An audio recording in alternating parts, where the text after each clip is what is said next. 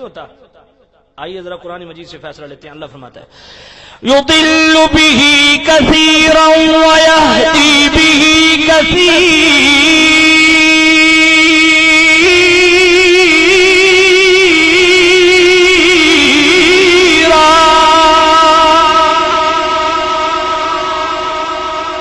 فرمایا کثیر اس قرآن کو پڑھ کے گمراہ ہوتے ہیں اور کثیر ہدایت پاتے ہیں.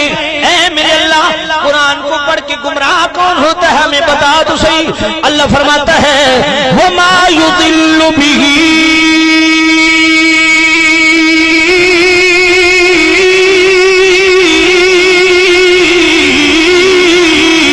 الا الفاسقین.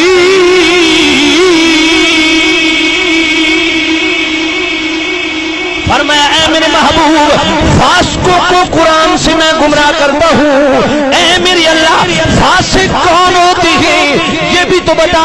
اللہ فرماتا ہے الذین ینقضون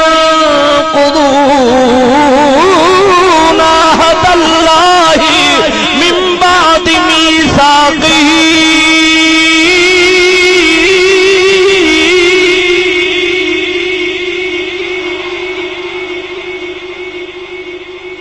فرمایا جو رب سے پختہ وعدہ کر کے توڑ دیتا ہے. ہوں تو میں ٹریک پکڑا ہوں تو طبیعت کھلی ہے. تقریر تو میں ہوں شروع کی تھی پہلے تو میں گلے ہی گلا سن.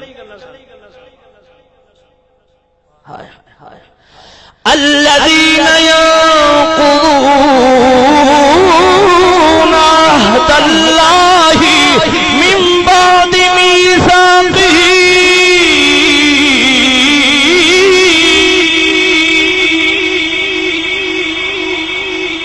فرمایا وہ فاسق ہے جو اللہ سے پختہ وعدہ کر کے توڑ دیتا ہے.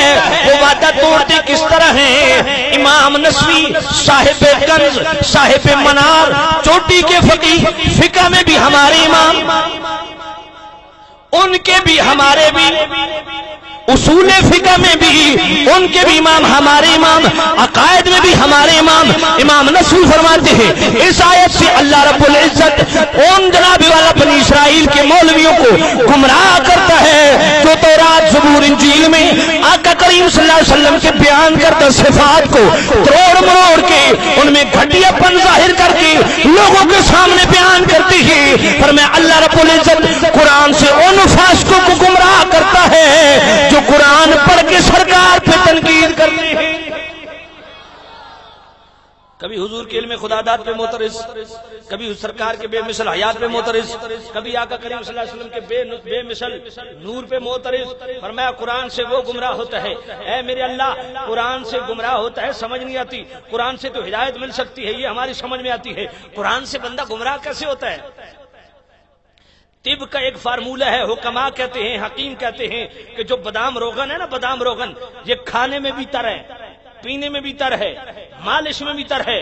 اس کا ہر پہلو تری سے مالا مال ہے. لیکن حکیم کہتے ہیں جس کو ہوگی ٹی بی اس کو کھلاؤ گے تو خشکی کرے گا. قرآن کہتا ہے میرا بادام روغن بھی تر ہے لیکن جس کو بغض مصطفیٰ کی ٹی بی ہوگی وہ جوں جوں قرآن پڑھتا جائے گا گمراہ ہوتا ہے.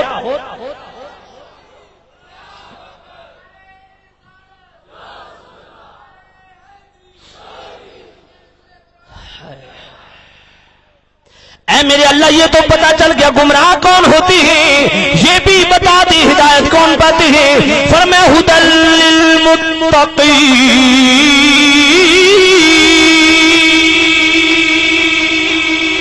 فرمایا میں متقیوں کو ہدایت دیتا ہوں. اے میرے اللہ یہ بھی بتا متقی کون ہوتی ہے متقیوں کی نشانی کیا ہوتی ہے. میرا پاک رب فرماتا ہے وَمَن يُعَظِّمْ شَعَائِرَ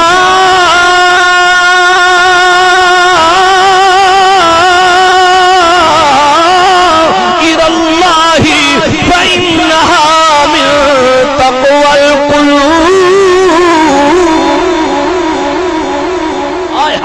فرمایا جو دل سے میری نشانیوں کی تعظیم کرنے والے ہیں وہ متقی ہیں ان کو میں ہدایت دیتا ہوں. اے میرے اللہ تیری بہت ساری نشانیاں ہیں اپنی کوئی بڑی دو نشانیاں بتا دے. فرمایا قد جاء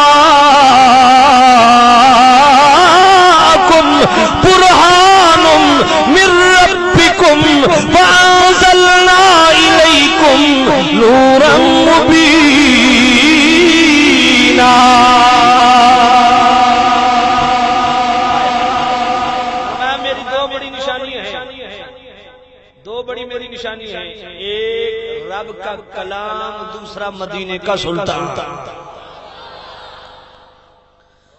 جو ان دونوں کو ملا کے چلے گا اس کو ہدایت ملے گی۔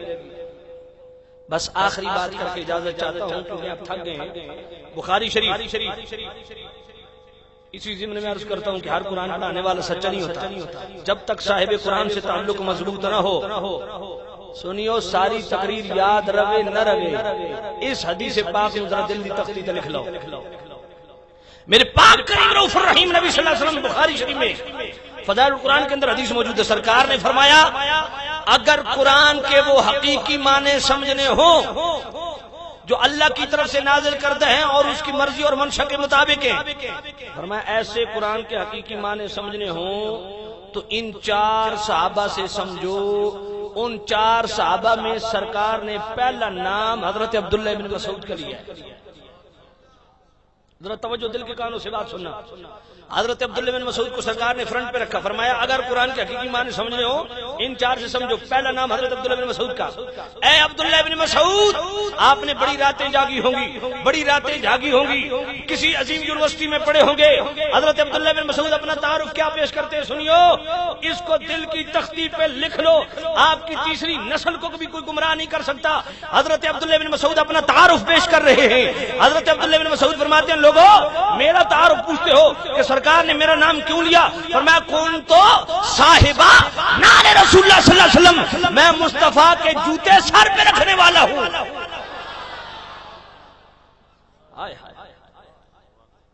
کون تو صاحبہ نال رسول اللہ صلی اللہ علیہ وسلم، میں حضور کے جوتے سر پہ رکھنے والا۔ سنیو، آپ کو سمجھ نہیں ہے سیالوی کیا کہہ گیا؟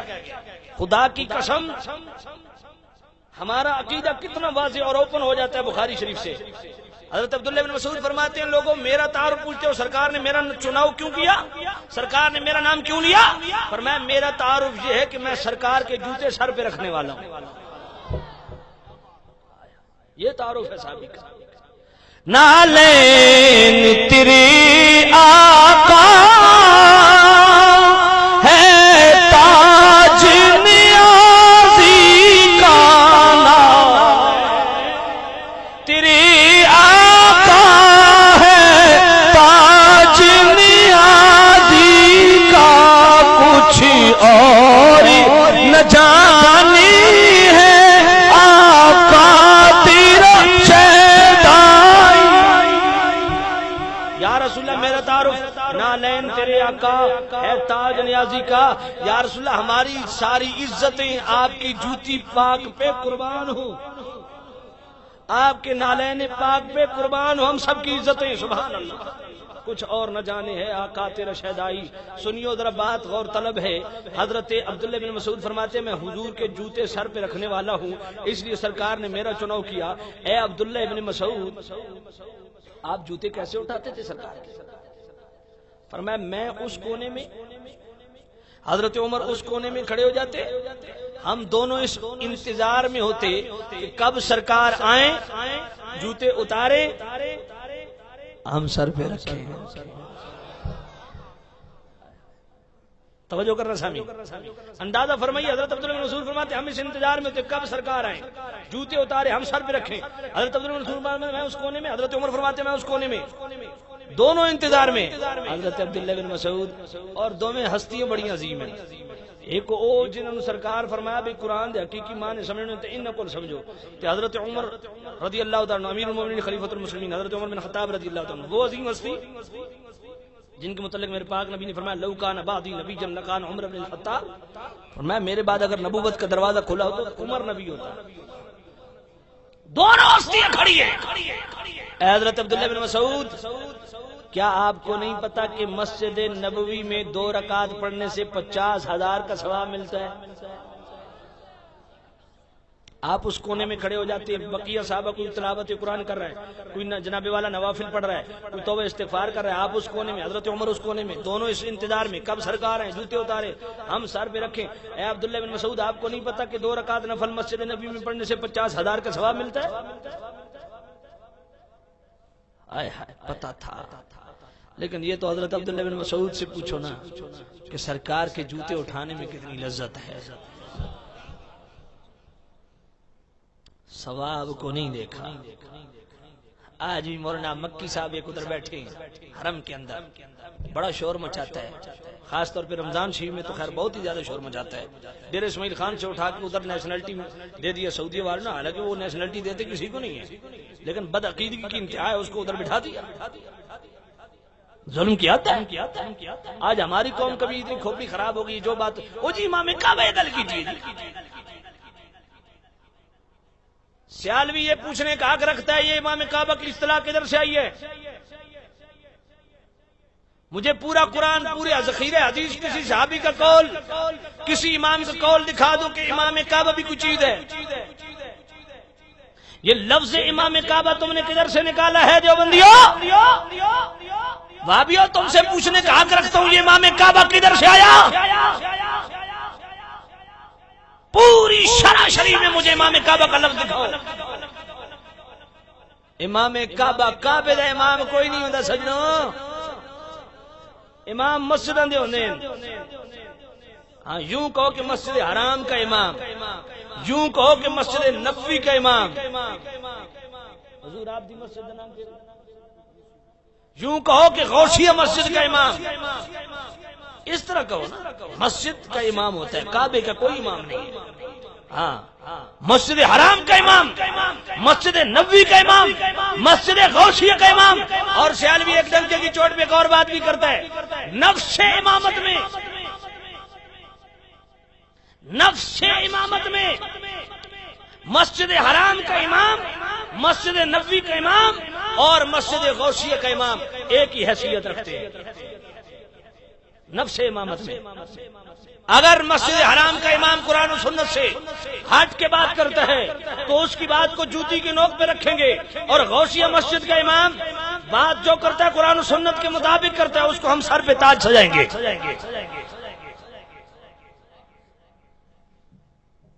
امام کعبہ جی، امام کعبہ جی، میں کہا سبحان اللہ جی. توجہ کرنا یار، یہ کیا جہالت ہے. وہ مکی صاحب ادھر بیٹھا ہے، میں حکومت پاکستان کو کہتا ہوں آپ ادھر شور مچاتے ہیں، فتنہ بازی نہیں ہونی چاہیے، فرقہ پرستی نہیں ہونی چاہیے. میں نے کہا ہم تو الحمدللہ ہمارا چیلنج ہے اس بات کا، جب سے پاکستان بنا کوئی دہشت گردی کا ایک واقعہ بریلویوں کی طرف سے ہوا ہے؟ دیوبندیوں کی کسی مسجد میں ہم نے بم بلاسٹ کیا ہے؟ کسی امام باڑے میں ہم نے بم بلاسٹ کیا ہے؟ میں نے کہا ہمیں تو بزرگوں نے یہ سکھائی نہیں ہے. یہ آپ کے ہیں، ان کے ہیں وہ لوگ جو کرتے ہیں. ہم تو الحمدللہ دلائل کی روشنی میں، قرآن و سنت کی روشنی میں بات کرنے والے لوگ ہیں. ہاں بات جو کتابی ہوتی ہے ڈنکے کی چوٹ پہ کرتے ہیں، بسم اللہ. لیکن دیکھو سعودیہ کی طرف سے کیا کچھ مل رہا ہے لوگوں کو. یہاں سے سنی جاتے ہیں، روضہ رسول کے سامنے کھڑے بھی نہیں ہونے دیتے. اس سے بڑھ کر کوئی ظلم ہے؟ میں تو جس وقت میں جیل میں تھا تو عدالت میں سی ڈی بھی پیش کی تھی، انہوں نے کہا جی دیکھو یہ امام کعبہ کو کافر کہتا ہے. میں نے جج صاحب کو کہا تھا سی ڈی منگوا کے ذرا دیکھے. میں عدالت کے کٹہرے میں کھڑے ہو کے اس امام کعبہ کو کافر کہتا ہوں. جس نے یہ فتویٰ دیا، فتویٰ میرے پاس موجود ہے عربی میں. اس نے کہا رسول اللہ کی جو والدہ ماجدہ ہے یہ کافرہ مشرکہ کی قبر ہے، اس کو بلڈوز کر دو. اپنے ایمان سے بتاؤ آپ میں سے کوئی بندہ ایسا ہے جو اتنی جرات کرے؟ آخر جی نبی پاک دے والدین مسلمان نہیں سن، اپنی ماں دے باہیں 50 سورے ہو، نبی پاک دے والدین مسلمان نہیں سن. شکل دیکھیے اپنی. یہ تو قرآن کی نص سے مسئلہ ثابت ہے. اللہ فرماتا ہے لقد من اللہ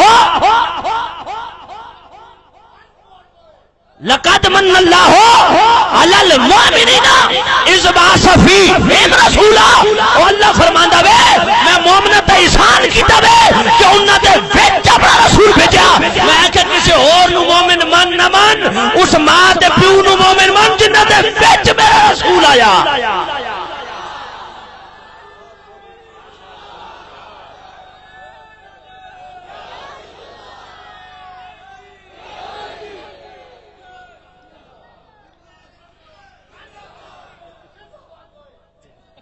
توجہ بھائی، توجہ کرنا. ظلم کی حد ہے یار. غزوہ بدر سے جب واپسی ہو رہی تھی کافروں کی، ہند نے کہا تھا ابو سفیان نبی مسلمان نہیں ہوتے، کہا تھا اگر نبی کو تکلیف دینا چاہتے ہو نبی کی والدہ کی قبر کو کھیڑ دو. یار اس وقت وہ کافر تھے، لیکن دیکھ خاندانی غیرت بھی کچھ چیز ہوتی ہے۔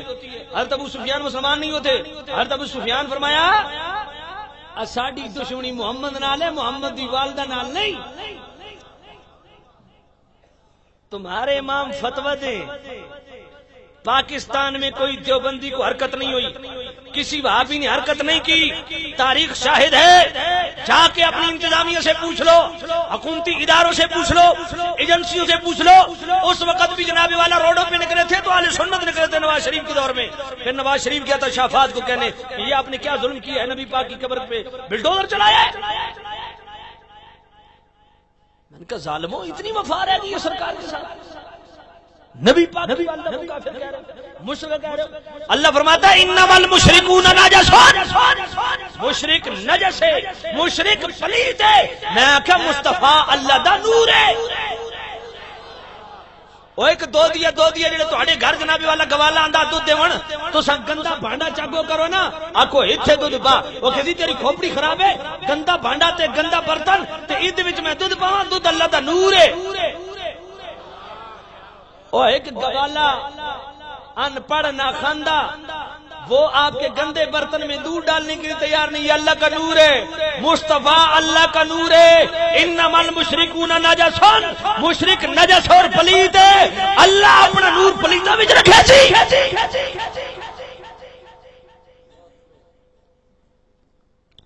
اپنا ایمان بچاؤ، ظلم کی حد ہے، ہمیں کہتے ہوئے سختی کرتے ہیں، اس سختی پہ خدا کی قسم میں نہیں میری اولاد بھی قربان ہو جائے، کوئی سختی نہیں ہے، جان ایک دن جانی ہے، سرکار کے نام پہ چلی جائے کوئی فرق نہیں پڑتا۔ توجہ کرنا اے پترو،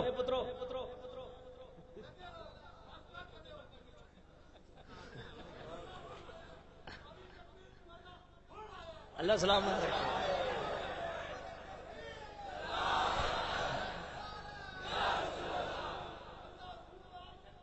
آمین آمین۔ سامع نزید شام توجہ کرنا، بیٹھو بھائی، اوے پترو تساں آرام دے بولو، سامعین توجہ کرنا، ظلم کی حد ہے یار، یہ نبی پاک کے ساتھ وفا رہ گئی ہے، کوئی نکلا تھا ان سے، کوئی بھی نہیں نکلا۔ اس وقت بھی ہم نے احتجاج کیا تھا، اہل سنت نے احتجاج کیا تھا، اور کئی علماء جو ہے وہ پابند سلاسل بھی ہوئے تھے اس معاملے میں۔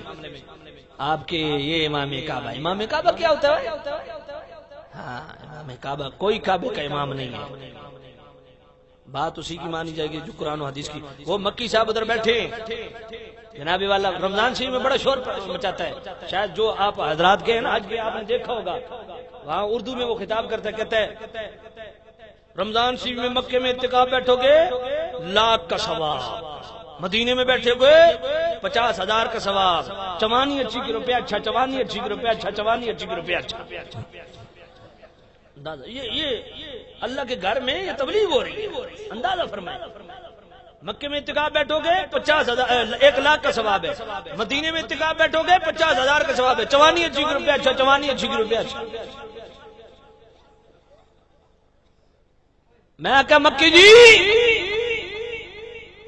پورے ذخیرے حدیث سے کیا ثابت کر سکتا ہے؟ میرے پاک کریم رؤوف الرحیم نبی ثواب اپنی جگہ، ثواب کو ڈسکس نہیں کر رہا سیالوی یہ بات کرتا ہے کہ میرے پاک کریم رؤوف الرحیم نبی صلی اللہ علیہ وسلم زندگی میں ایک مرتبہ بھی کعبہ میں اعتکاف بیٹھے، سرکار ساری زندگی مسجد نبوی میں اعتکاف بیٹھے، ساری زندگی سرکار اپنی مسجد میں اعتکاف بیٹھے ہیں، مسجد حرام میں سرکار زندگی میں ایک مرتبہ بھی اعتکاف نہیں بیٹھے۔ میں نے کہا تمہیں ثواب مبارک ہو، ہمیں مصطفیٰ کی ادا مبارک ہو۔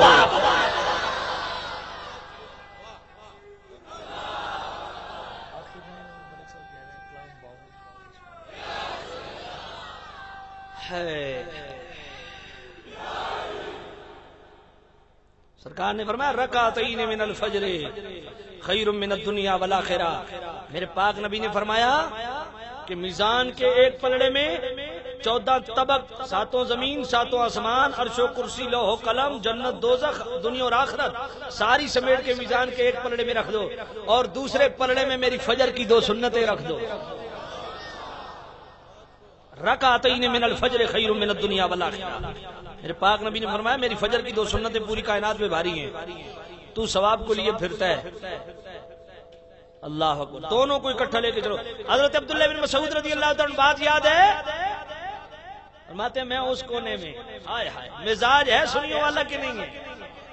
یہ سنیوں کا جو مزاج ہے نا، یہ صحابہ کرام رضوان اللہ علیہم اجمعین سے جاری و ساری ہے۔ حضرت عبداللہ بن مسعود فرماتے ہیں میں اس کونے میں، حضرت عمر اس کونے میں، انتظار کرتے کب سرکار آئیں، جوتے اتارے ہم سر پہ رکھیں۔ ادھر سے میں دوڑتا، توجہ، ادھر سے حضرت عمر دوڑتے، فرمایا ہمیشہ میں جوتے پہلے اٹھا لیتا۔ کیسے؟ فرمایا میرا قد اتنا چھوٹا تھا کہ حضرت عمر بیٹھے میں ساتھ کھڑا ہوں تو قد برابر، اس چھوٹے قد کا ایڈوانٹیج مجھے کیا ملا؟ فرمایا جب تک حضرت عمر اوپر سے نیچے جھکتے میں نیچے سے پہلے اٹھا لیتا۔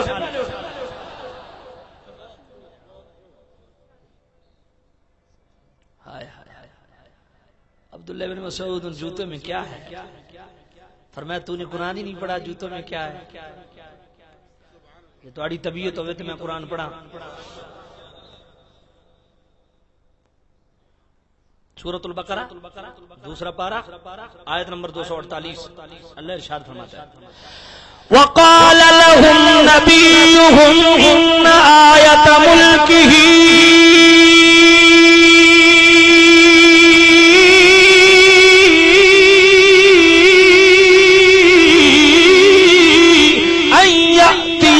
التابوت فيه سكينة من ربكم وبقية مما ترك آل موسى وآل هارون۔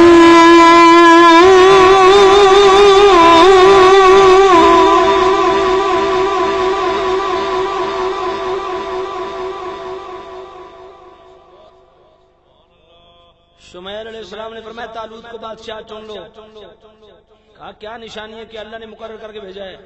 فرمایا تمہارے پاس صندوق آئے گا، اس صندوق کے اندر کیا ہے؟ کہا سکینۃ من ربکم، اللہ کی جناب سے طمانینت قلبی کی دولت ہے، سکون ہے، دل کا قرار ہے۔ کہا وہ کون سی چیز ہے جو قرار کا باعث بنتی ہے؟ کہا تارک آل موسیٰ، ہائے ہائے، وآل ہارون۔ ترجمہ تو یہی کیا جاتا ہے نا کہ موسیٰ علیہ السلام کی باقیات، ہارون علیہ السلام کے کپڑے، موسیٰ علیہ السلام کے جوتے، باقیات۔ قرآن بات موسیٰ علیہ السلام کی نہیں کر رہا، قرآن بات ہارون علیہ السلام کی نہیں کر رہا، قرآن کہتا ہے آل موسیٰ و آل ہارون۔ امام فخر الدین رازی جیسے مفسر فرماتے ہیں اس صندوق کو جس میں آل موسیٰ اور آل ہارون ان کی طرف شدہ چیزیں تھیں، یعنی وہ پھٹے پرانے جوتے تھے اور پھٹے پرانے کپڑے تھے، وہ اس کے اندر تھے۔ فرمایا اس کو آگے رکھ کے اہل کتاب مشرکوں کے ساتھ جنگ کرتے اور کہتے میرے اللہ ان جوتیاں دا واسطہ ان تبرکات کا صدقہ بھابیو آؤ میدان میں شاعری ثابت کرتا ہے کہ جناب والا سورہ بقرہ 2 پارہ آیت نمبر 248، نبی پاک دی ذات رہ گئی ایک پاسے، صحابہ رہ گئے ایک پاسے، تابعین رہ گئے ایک پاسے، تبع تابعین رہ گئے ایک پاسے، تے ائمہ رہ گئے ایک پاسے، تے ولی رہ گئے ایک پاسے۔ اللہ دے محبوباں دی اولاد دے جسم نال لگن والی جوتیاں دا بھی رب لحاظ کرے۔ امام فخر الدین رازی فرماتے ہیں وہ آگے رکھ کے صندوق اللہ کی جناب میں عرض کرتے مولا ہی نہ جوتیاں دا صدقہ تو سانو فتح دے، ان تبرکات کا صدقہ ہمیں فتح دے۔ اللہ ان کو فتح دیتا تھا۔ امام فخر الدین رازی فرماتے ہیں موسیٰ علیہ السلام کی اولاد کے جسم سے لگنے والے جوتے اور کپڑے اگر اتنے متبرک ہیں کہ اللہ ان کے صدقے مشرکوں پہ فتح دیتا ہے اہل کتاب کو، فرمایا مصطفیٰ کی اولاد تو اس سے زیادہ مقام رکھتی ہے۔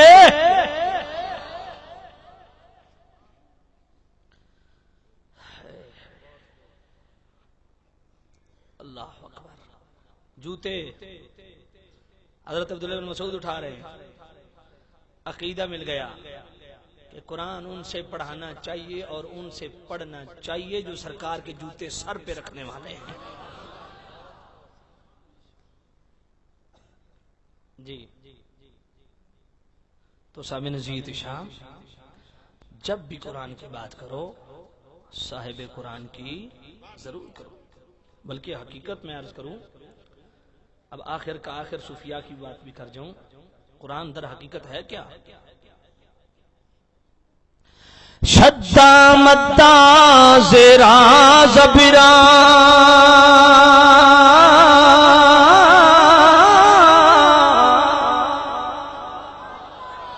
شدہ مدہ زیرا زبرا شان نبی دی بچی آیا عمل کا خبر نکائی خاصا رمضان پایا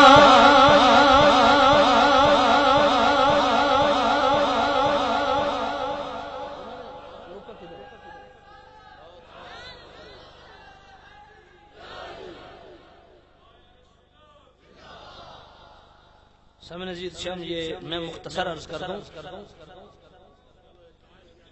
کیا 10 دن لگاتار اذان سے پہلے الصلاۃ والسلام پڑھنے سے بندہ ایمان سے خارج ہو جاتا ہے؟ لا حول ولا قوت الا باللہ. تو سن 10 دن لگاتار آکھیا، 10 دن لگاتار، تو میں آکھیا پترا تو جمع ہی نہیں تو لگاتار اس وقت بھی رب پہ پڑھدا ہے. ان اللہ و ملائکتہ یصلون مضارع ہے اور اس میں دوام اور استمرار ہے، تجدد استمراری کی صفت پائی جاتی ہے. اللہ فرماتا ہے ان اللہ و ملائکتہ یصلون علی النبی، فرمایا اللہ ہر لمحہ، ہر گھڑی، ہر ساتھ اپنے محبوب پہ درود و سلام پڑھ رہا ہے. تم بھی پڑھا کرو. اس لیے کوئی خارج نہیں ہوتا. جو بندہ کہتا ہے خارج ہوتا ہے، بسم اللہ گل پھر اتھی گل کھلوندی. دیہڑا رکھو، سیدھی جی گل ہے، دیہڑا رکھو. خسرے ارتاڑیاں مارن نال کام نہیں بندا. اے ہیڑے تو خسرے دا کام ہے، ایویں جناب والا اس کو نہیں تو اس کو نہیں. جنا دا کام ہے پیڑے جناب والا کھلونا. ہاں یہ خسروں والی زندگی گزارنا چھوڑ دو. کیا یہ منقبت میں تو 5 تن کا غلام ہے پڑھنا جائز ہے؟ جیڑا 5 تن دا منکر ہے او پکا پرلے درجے دا کافر ہے اور دا نکاح بھی ختم ہے. اے بھی گل میرے تے آ گئی. کوئی مولوی ہمت کرے، حوصلہ کرے. بے غفران نے فتویٰ دیتا. اچھا ان کا کہنا ہے کہ حضرت بلال، اچھا 5 تن پتہ نہیں کیڑے کیڑے نے. اے بھی میں ذرا وضاحت کیتی جاواں. ایک تن سرکار دا، دوجا تن مولا علی دا، تیجا تن فاطمہ الزہرا دا، چوتھا تن حسن دا، تے 5واں تن حسین دا. میں کہ پترو جنے بنو کسی ایک دا انکار کرو. ہن سمجھ آ گئی؟ اچھا ان کا کہنا ہے کہ حضرت بلال نے اگر اذان سے پہلے اذان کے پہلے سلام نہیں پڑھا کہ تم ثابت کر کے دکھاؤ. میں کہا جب کوئی رہ گیا دکھاؤنا وہ بھی دکھا دیتے ہیں بھائی. سجنوں رکے ہوئے کہ حضرت بلال نے اذان سے پہلے نہیں پڑھا، تم کیوں پڑھتے ہو؟ سمجھو یہ کیوں نے ایسے لکھا بھی جڑا تس اذان تو بعد درود و سلام پڑھ دے ہو؟ اے بڑی بڑی ڈنڈی اس ہماری نے، اے میرے بھائی نے جو لکھا نے سن کے میں اسی طرح پڑھایا. بھائی یہ ساڈا سوال ہے. میں پوچھنا چاہتا ہوں کہ اذان کے ساتھ درود پڑھنا اس کا شرعی حکم کیا ہے؟ تو فتویٰ دے. اذان کے ساتھ درود و سلام پڑھا جانا شرعن کیسا ہے؟ سیالوی آپ سے سوال کرتا ہے. پہلے یا بعد اس گل چھوڑو، اذان کے ساتھ درود و سلام پڑھنا ٹھیک ہے؟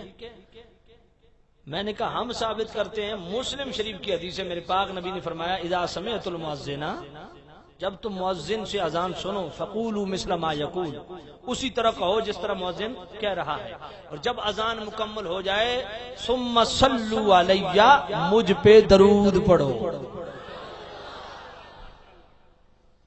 تے پھر بعد وچ اللہم رب ھذی الدعوۃ التامہ. ساڈے کئی اذان دیون والے انج کر دین نا بھئی اذان جو مکینت الصلاۃ والسلام علیک یا رسول اللہ پڑھنا شروع کر دے اے مقایت اللہم رب ھذی الدعوۃ، نہیں یہ غلط ہے. سرکار نے فرمایا پہلے میری ذات ثم صلوا علیہ درود پڑھو، پھر آکھو اللہم رب ھذی الدعوۃ التامہ والصلاۃ القائمہ. ٹھیک ہے، پہلے درود. اذان کے ساتھ درود پڑھنا مسلم شریف کی حدیث سے ثابت ہے یا نہیں؟ بولو. رہ گیا پہلے بھی حضرت بلال پڑھے، آگے کوئی نہ. میں کہ تو ثابت کر سکتا میں نہیں پڑھیا؟ جی آکھے میں ثابت کر سکتا. میں کیا گٹک جی تو جمعہ تا ہونے یہ تو بلال رضی اللہ تعالی نال قدن جا تو تیرے سانجا بنیا بھئی تو حضرت بلال دے ہونے جمعہ ہوئے تو ویکھو بلال پڑھیا کرے. میں نے کہا یہ کیسے ممکن ہے یار کہ حضرت بلال اذان دے اور سرکار پہ درود نہ پڑھیں؟ تو کیا اے دسو فتوی حد پڑھیا یا نہیں پڑھیا؟ چلو میں آدھا کہ حضرت بلال نے اذان تو پہلا درود نہیں پڑھیا، بعد ہی تو پڑھیا. بولو بعد ہی تو مسلم شریف دا حکم ہے یا نہیں ہے؟ تو میں کہا چلو تم پہلے نہ پڑھو، ذرا بعد ہی پڑھ کے دکھا دیو. ٹھیک ہے، بے اذان کے بعد تو سرکار کا حکم ہے نا درود پڑھو، تو پھر اذان کے بعد پڑھو. چلو پہلے نہیں پڑھتے بعد میں پڑھ لو. غلط اصولی ہے کہ نہیں؟ بے اذان تو بعد پڑھو نا. رہ گیا پہلے والا مسئلہ.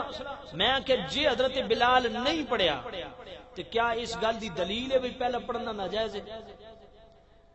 اگر حضرت بلال نے نہیں پڑھا تو کوئی مسلمان پڑھے تو یہ ناجائز اور حرام کام ہے. میں نے کہا تو ثابت کر، میں تیرے ہاتھ بیعت کرے گا.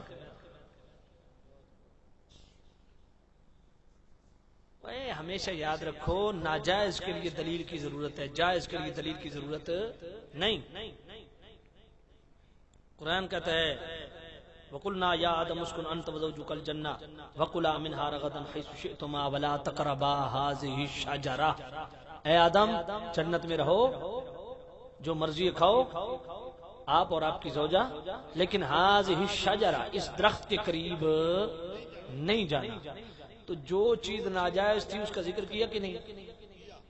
اب یہ نہیں فرمایا کہ یہ انگور کھا لے، یہ شہد پی لے، یہ دودھ پی لے، یہ فلاں پھل ہے، یہ فلاں فروٹ ہے، یہ فلاں دودھ ہے، فلاں مشروب ہے. جنت میں ہزاروں نعمتیں، کسی کا ذکر فرمایا؟ اے کھا گئے اے پی گئے، نہیں. جو ناجائز تھا اس کا ذکر فرما دیا، ناجائز کا ذکر کر کے جائز خود بخود مستثنا ہو گیا. تو قرآن سے ہمیں دلیل مل جاتی ہے کہ ناجائز کے لیے دلیل کی ضرورت ہے، جائز کے لیے دلیل کی ضرورت نہیں. قرآن کا دوسرا مقام اللہ فرماتا ہے فَانْكِحُوا مَا طَابَ لَكُم مِّنَ النِّسَاءِ، اپنی پسند کی عورت سے نکاح کرو. قرآن کا حکم ہے. جوانوں موجاں کرو، سیالوی تو کھلا چھوڑ دیتا.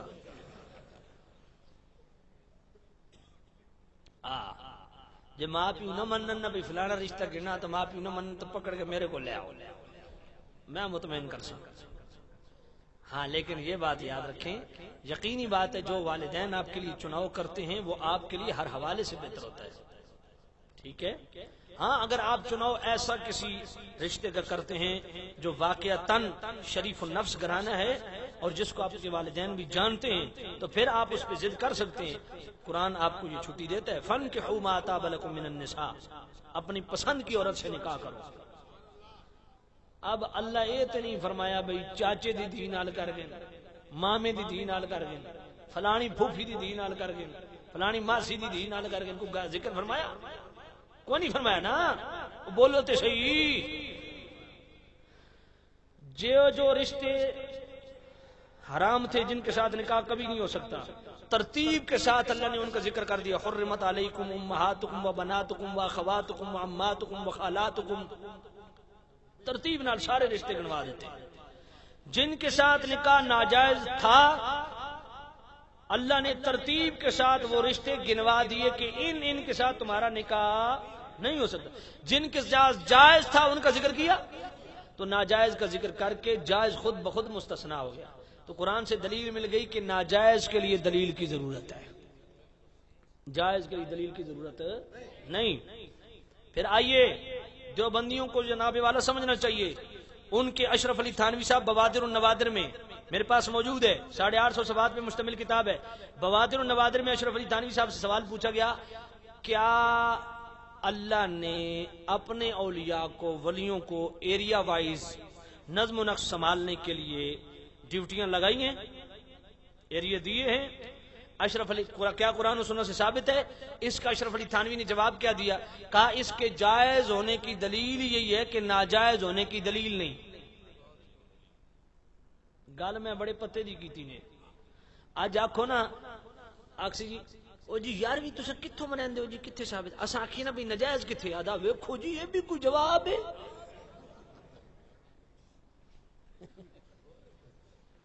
تو ایڈا سیاںا بندا یقین اے جی تساں جڑے قسم دے 40ویں کل کر دیو گے کتھے لکھیا ہوا؟ اساں آکھیے ناجائز کتھے لکھیا ہوا؟ آدا ویکھو جی یہ بھی کوئی جواب ہے. میں کہ اگر یہ جواب جہالت پہ مبنی ہے تو یہ جاہلانہ فتویٰ تو خود اشرف علی تھانوی نے 3 جگہ دی ہے. پھر پہلا جہالت کا فتویٰ تو اس پہ لگنا چاہیے. اس نے کہا اس کے جائز، اس کے جواز کی دلیل یہی ہے کہ عدم جواز کی دلیل نہیں، یعنی جائز ہونے کی دلیل یہی ہے کہ ناجائز ہونے کی دلیل نہیں. دوسرے مقام پہ پھر سوال آیا بوادر النوادر میں کہ کیا حضرت صاحب یہ فرمائیے کہ حرم مکہ اور حرم مدینہ میں سائے کے لیے درخت لگانا شرعاً جائز ہے؟ تو اشرف علی تھانوی اس کا جواب کیا دیتا ہے؟ کہتے ہیں اس کے جائز ہونے کی دلیل یہی ہے کہ ناجائز ہونے کی دلیل نہیں. پھر تیسری مرتبہ سوال ہوا کہ حضرت یہ جو لوگ حضور صلی اللہ علیہ وسلم کے نالین پاک میں خوبصورت رنگ بھر کے بطور تبرک لوگوں میں تقسیم کرتے ہیں، یہ شرعاً جائز ہے؟ اشرف علی تھانوی کہتا ہے اس کے جائز ہونے کی دلیل یہی ہے کہ ناجائز ہونے کی دلیل نہیں. میں کہ گل جاہل علی نہیں، یہ گل عالمہ علی ہے، ٹھیک ہے نا؟ تو ناجائز کے لیے دلیل کی ضرورت. تو ثابت کر کے اذان سے پہلے درود و سلام پڑھنا ناجائز ہے، تو ناجائز ثابت کر. تو جس اذان تو پہلے درود و سلام پڑھیا اچھا تو میں نے یہ دس بھائی اس کیڑا ظلم کیتا؟ اس نے کیا کیا یار؟ درود و سلام ہی پڑھے نا. تو اللہ فرماتا ہے ان اللہ و ملائکتہ یصلون مضارع حال اور استقبال دونوں پہ دلالت کرتا ہے.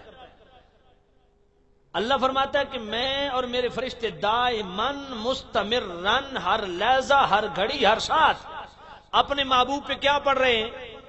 درود. اپنے ایمان نال دسو بھائی جس ویلے مؤذن اذان دیون لگدا تے اذان تو پہلے جس وقت وہ درود و سلام پڑھدا اس ویلے اللہ کے کر رہے ہوندا؟ اللہ کے کر رہے ہوندا؟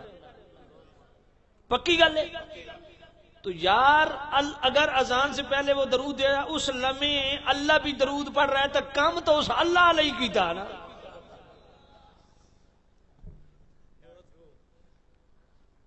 میرا خیال ہے کافی ہو گیا،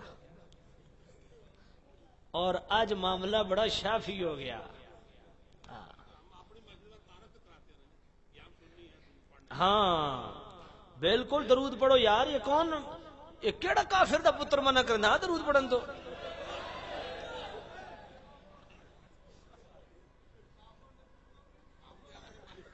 اور بادشاہ میں کافر دا پتر کسی وجہ تو کہہ رہے. وہ ایک بندہ سی تے او الو پہ وچیندا ہی تے دو سن اس کول. وہ آدھا ہی الو دار پیدا تے الو دا پٹھا ویر پیدا. انہاں کہو اے کہ الو دار پیدا تو الو دے پٹھا جڑا پتر ہے اے ویر پیدا. اس آکھیا وہ صرف الو ہے، اے الو بھی ہے تو الو دا پٹھا بھی ہے.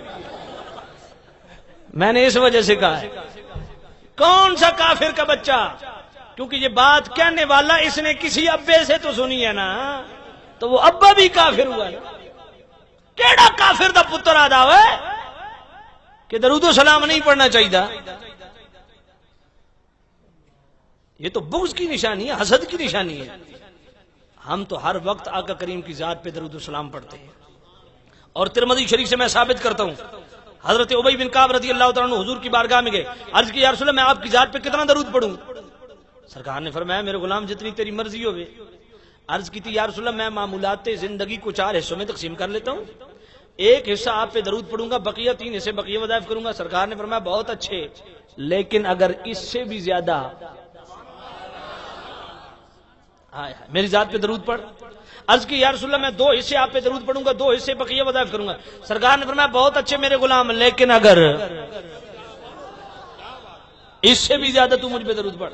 عرض کی یا رسول اللہ میں 3 حصے آپ کی ذات پہ درود پڑھوں گا, 1 حصہ بقیہ وظائف کروں گا. سرکار نے فرمایا بہت اچھے, لیکن اگر اس سے زیادہ بھی درود پڑھ. عرض کی یا رسول اللہ میں تو ہر وقت ہر لحظہ صرف 5 وقت نماز اللہ دی فرض کی تھی وہ پڑھ سا, نماز اللہ دی فرض کی تھی وہ پڑھ سا, 5 وقت پنجگانہ نماز کے بعد ہر لمحہ ہر گھڑی ہر ساتھ آپ کی ذات پہ درود پڑھوں گا. دیوبندیوں بتاؤ سرکار نے کیا فرمایا تھا؟ سرکار انج تے نہیں آکھیا میرے غلام 5 وقت نماز تے گھنٹہ 1.5 لگدا ٹوٹل, تے باقی تو 20 گھنٹے جب میرا ذکر کرے تے اے اللہ دے ذکر تو میرا ذکر ود ویسی. سرکار اے نہیں فرمایا, میرے پاک نبی فرمایا میرے غلام اگر تو انج کر گن بھئی 5 وقت نماز تو علاوہ ہر لمحہ ہر گھڑی ہر ساتھ میری ذات تے درود پڑھنا اگر تو انج کر لے, فرمایا میرے غلام دنیا و ما فی ہادیاں کامیابیاں تیری جھولی چ. وہ ہر لمحہ ہر لحظہ ہر گھڑی حضور دی ذات تے درود و سلام پڑھنا چاہیے. تو سامعین نصیحت شام اذان سے پہلے ہن سرکار تے اتنا پسند کرن بھئی 5 گانا نماز تو بغیر ہر لمحہ ہر لحظہ میرا ذات درود پڑھو تے مینوں پسند ہے, تے اللہ دی بھی سنت ہے. تے اپنے ایمان نال دسو بھئی حضرت بلال ساڈے نالوں تے زیادہ ہی سرکار نال پیار کر دے. باقی ثابت تو میں نے پہلے عرض کر دیا کہ ناجائز کے لیے دلیل کی ضرورت ہے, جائز کے لیے دلیل کی ضرورت نہیں. اسی پہ اکتفا کرتے ہیں. اللہ رب العزت ہمارا یہاں مل بیٹھنا اپنے جناب میں قبول و منظور فرمائے, اور جتنے آپ حضرات تشریف لائے ہیں قدم قدم پہ خدا آپ کو کروڑوں برکتیں عطا فرمائے. اللہ رب العزت اس پورے علاقے میں اپنا خصوصی کرم اور فضل رکھے. جن ساتھیوں نے پروگرام سجایا ہے اللہ رب العزت تمام بزرگوں کو, دوستوں کو, ساتھیوں کو, بھائیوں کو دین دنیا کی بھلائیاں عطا فرمائے. اللہ رب العزت ہمارے گھروں میں, مال میں, جان میں, اولاد میں, عزت میں, رزق میں خیر و برکت عطا فرمائے. وآخر دعوانا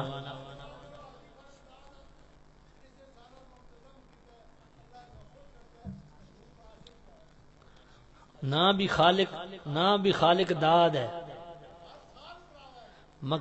مکہ نہ بھی خالق داد ہے, تو پھر اس تو پیچھے رہ کے گیا جی.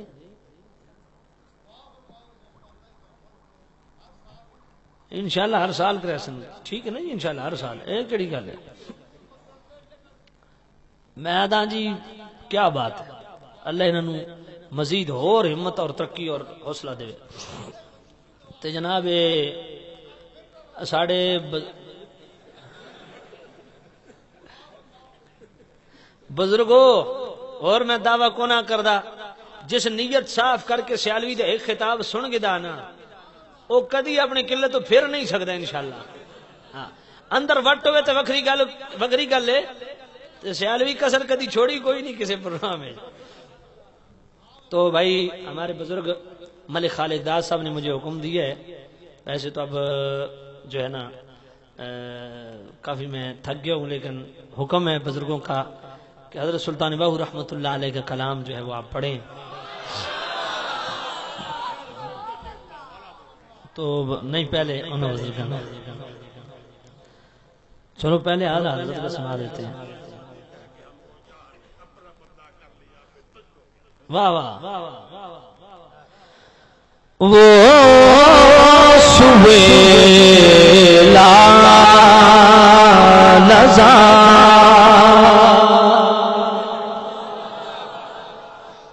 وہ ہوئے لال زار، پھر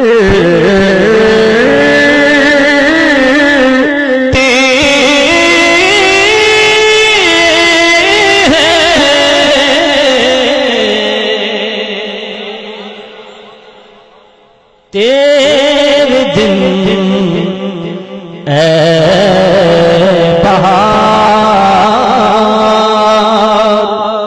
پھر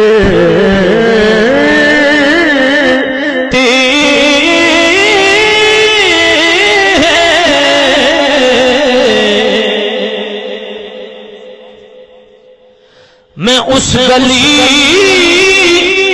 کا گدا ہوں، تاجدار،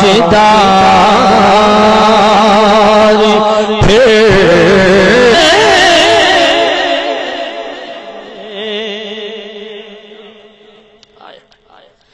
تجھ سے کیوں پوچھیں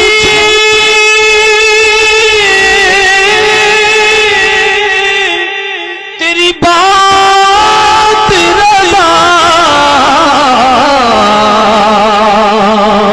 تجھی سے شیدا ہزار،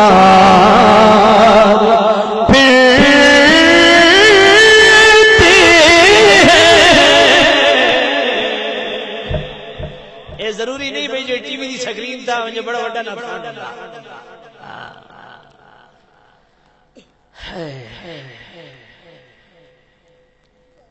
اب بزرگوں کی خواہش اسے بھی پورا کر دوں۔ ایک تن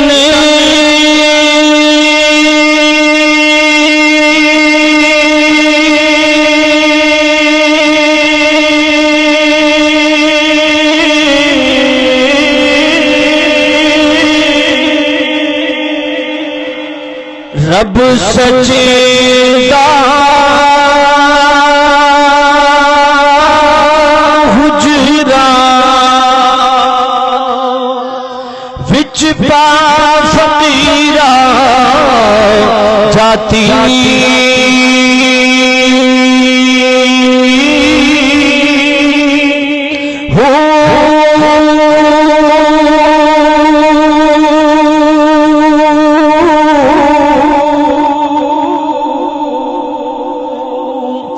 نہ کر منت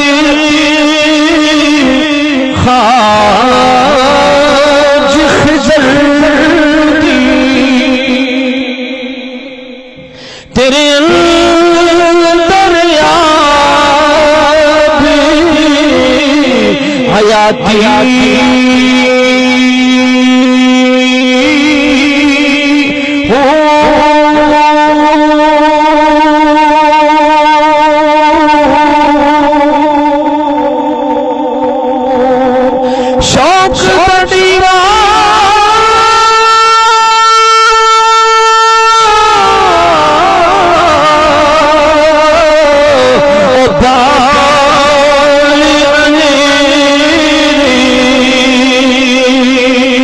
مطلبی یاری کھڑا تھی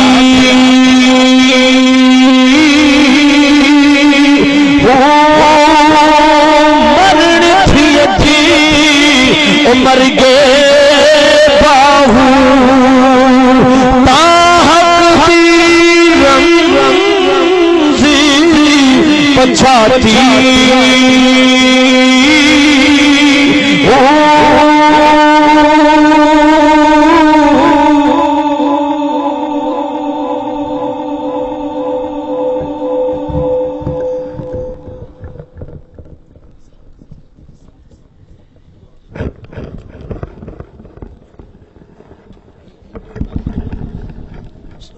یا نبی سلام علیکہ، یا رسول سلام،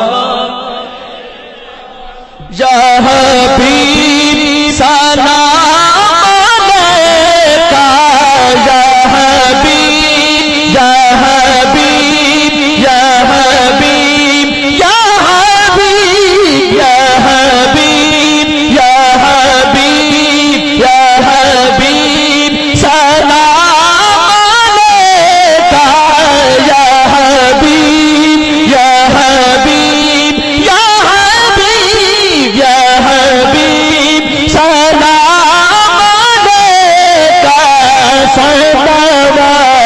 اللہ علیکہ صلوات اللہ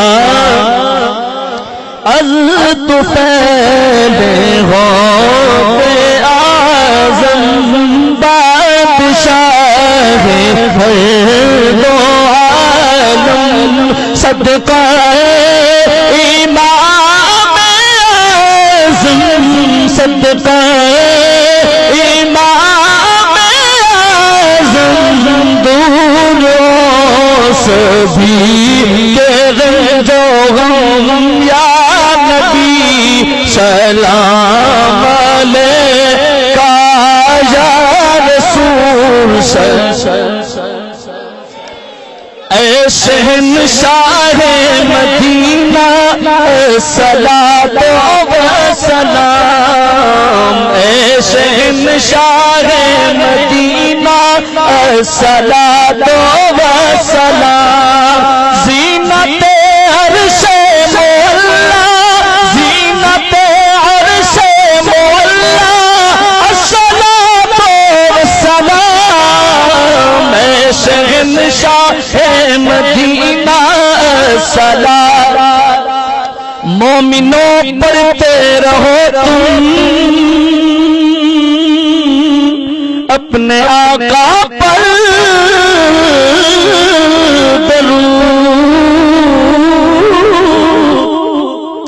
مومنوں پڑھتے رہو تم اپنے آقا پر درود ہے فرشتوں کا وظیفہ فرشتوں کا وظیفہ الصلاۃ والسلام اے شہنشاہ مدینہ الصلاۃ اور دست بستہ سب فرشتے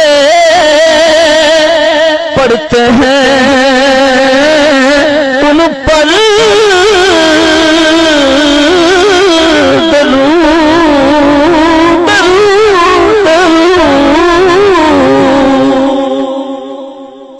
دست